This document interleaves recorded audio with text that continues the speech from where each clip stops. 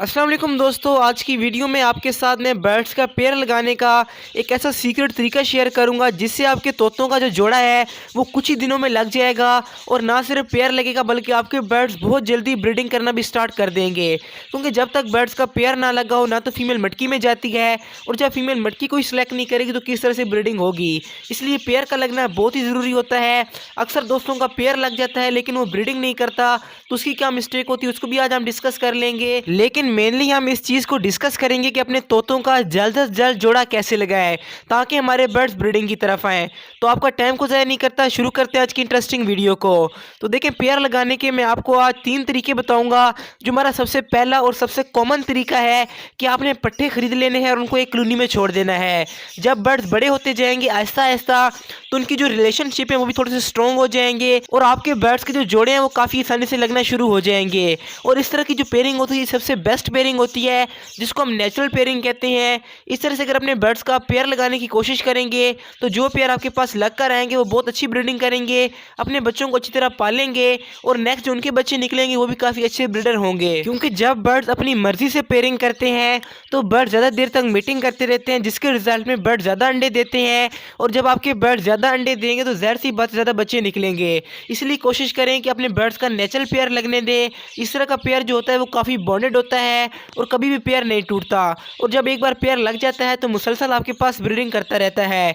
लेकिन अगर इस तरीके से अपने बर्ड्स का पेयर नहीं लगाना चाहते या आपके बर्ड इस तरीके से पेयर नहीं लगा रहे तो आप अगले 2 तरीकों को फॉलो कर सकते हैं जो कि उन बर्ड्स के लिए बेस्ट हैं जो कि पहले तरीके से पेयर नहीं लगा रहे।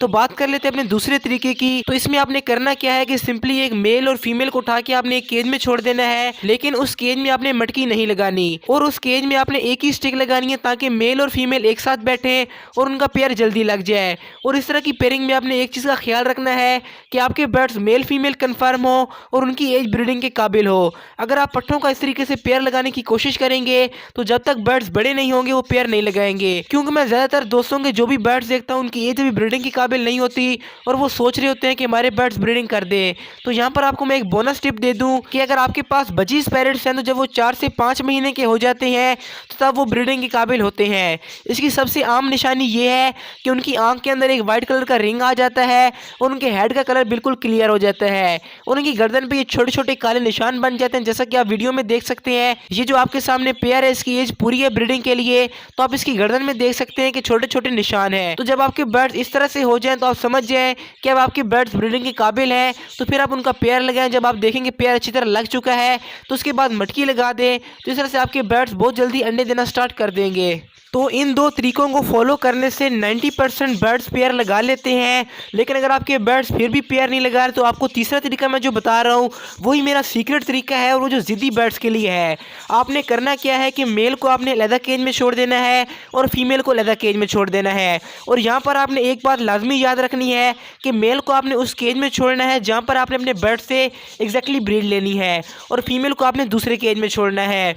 तो आपने कोशिश ये करनी है कि दोनों बर्ड्स एक दूसरे को ना देख पाएँ, इस तरह से उनको तन्हाई महसूस होगी। और जब आप 15 से 20 दिन के बाद फीमेल को उठा के मेल वाले केज में छोड़ेंगे तो दोनों काफ़ी अकेले रहे होंगे। इस तरह से वो काफ़ी जल्दी पेयर लगा लेंगे। और मेल को ब्रीडिंग वाले केज में छोड़ने का सबसे बड़ा मकसद ही यही है कि वो मेल का केज होगा, फीमेल वहाँ पर उसको मारेगी नहीं, मेल थोड़ा सा एग्रेसिव होगा और वो काफ़ी आसानी से पेयर लगा लेगा। इस तरह से जब आपके बर्ड्स का पेयर लग जाए तो फिर आपने उसको मटकी लगा देनी है, तो आपके बर्ड्स फिर उसके बाद अंडे लगाना शुरू कर देंगे। और यहाँ पर आपने एक बात हमेशा याद रखनी है कि अगर आप अपनी मर्जी से पेयर लगाते हैं और मेल को फीमेल पसंद नहीं आती या फीमेल को मेल पसंद नहीं आता तो फिर आपके बर्ड्स का पेयर बहुत लेट लगेगा या नहीं लगेगा। इस कंडीशन में आप ये कर सकते हैं कि या मेल को चेंज कर लें या फीमेल को चेंज कर लें।